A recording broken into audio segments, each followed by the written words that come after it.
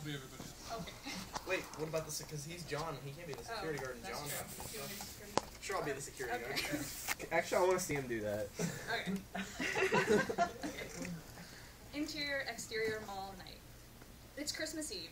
John, a middle-aged, slightly husky mall Santa in full costume, is walking down the mall corridor with a security guard. The walkway is all but completely dark, the mall practically deserted. They walk towards the exit. John works with the buttons on his Santa jacket. Finally another holiday season done. Finally. Used to be you didn't want it to end. The security guard pulls out his keys as they exit onto the sidewalk. He pulls the door shut and locks it.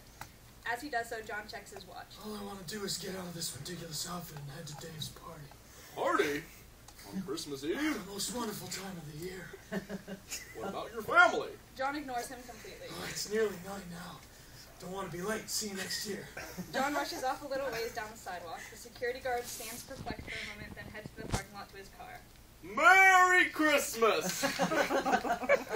John waves a hand behind him, but doesn't turn back around. He makes his way down the sidewalk a bit further, the streets around him still dead, but aglow with Christmas lights and decorations.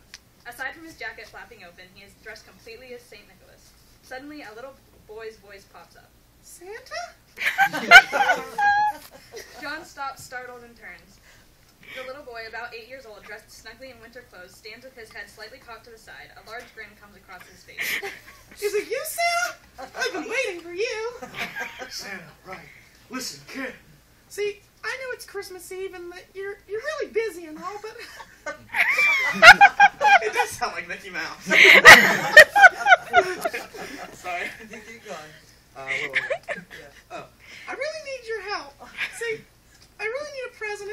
It's for my mother, and I would have come to you sooner, but I wasn't sure what she would want. But... Oops, sorry. But I thought it would be really hard, and I decided. Dramatic. That's written there. Look, kid, that's really sweet, but I'm not really... John stopped himself mid-sentence when he looks at the little boy and sees how focused he is. John looks down at his watch again, but then back up at the boy. What did you decide on? A rose! John looks questioningly at the little boy. Yes, they're my favorite, or they're her favorite. Well, Santa will do his best to get that to you tomorrow morning. Now you should probably get home. Your parents are probably really worried about you. Oh, they don't care if I'm out. I only live a couple streets away. Yeah, well, just the same. Can you help me, Santa? Please. It's all I want. I swear I won't ask for anything else. If we can get you a rose, will you let me take you back to your home? The little boy nods. John checks his watch one more time, sighs, and then gestures for the boy to follow him. Exterior floor shop night.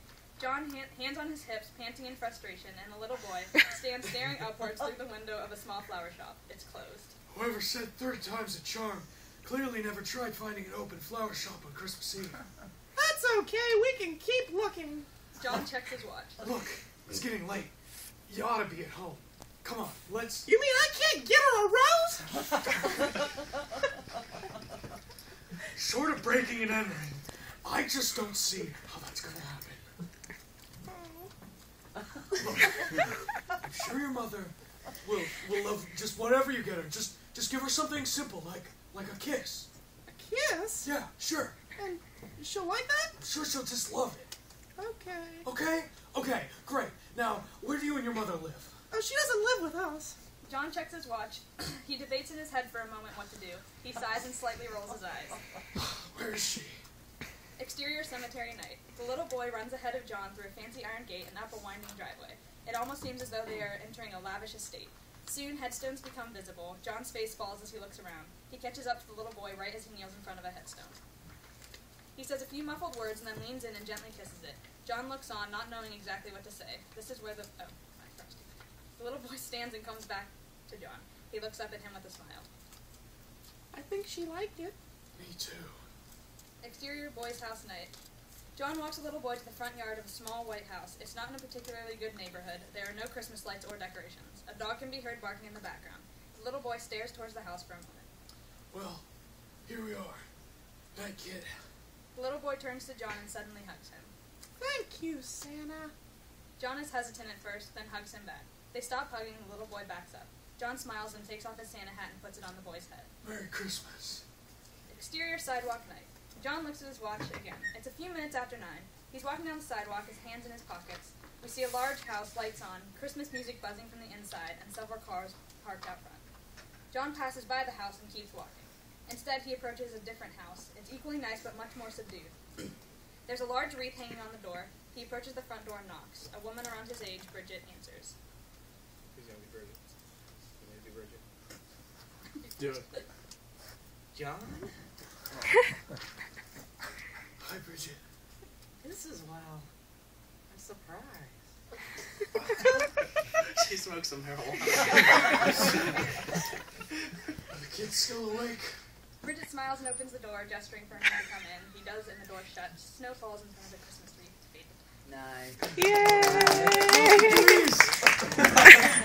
Elise!